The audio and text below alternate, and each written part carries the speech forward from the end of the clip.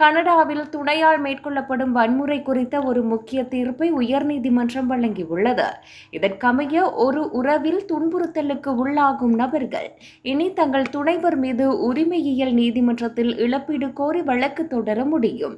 அத்துடன் நெருங்கிய கணவர் வன்முறை என்பது உடல் ரீதியான தீங்கு மட்டுமல்ல எனவும் நீதிபதிகள் சுட்டிக்காட்டியுள்ளனர். அதில் உணர்ச்சி ரீதியான துன்புறுத்தல், கட்டுப்படுத்தும் நடத்தை, தனிமைப்படுத்தல், அவமானப்படுத்துதல், கண்காணித்தல், நீதி ரீதியான கட்டுப்பாடு மற்றும் அச்சுறுத்தல் ஆகியவையும் அடங்கும் என அவர்கள் குறிப்பிட்டுள்ளனர். அது ஒரு நபரின் சுதந்திரத்தையும் கண்ணியத்தையும் சேதப்படுத்துவதாக அவர்கள் கூறியுள்ளனர். இதேவேளை திருமணத்தின் போது துன்புறுத்தலுக்கு உள்ளான ஒரு பெண் தொடர்ந்த வழக்கிலேயே இந்த தீர்ப்பு வழங்கப்பட்டுள்ளது. கீழ் நீதிமன்றங்கள் ஏற்கனவே அவருக்கு இழப்பீடு வழங்கியிருக்கின்றன.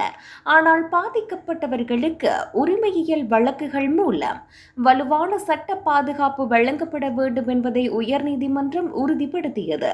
இந்த தீர்ப்பை ஏற்றுக்கொண்டுள்ள சில நீதிபதிகள் உறவுகளில் உள்ள கட்டாய கட்டுப்பாட்டின் தீவிரத்தை சட்டம் அங்கீகரிக்க வேண்டும் என தெரிவித்துள்ளனர்.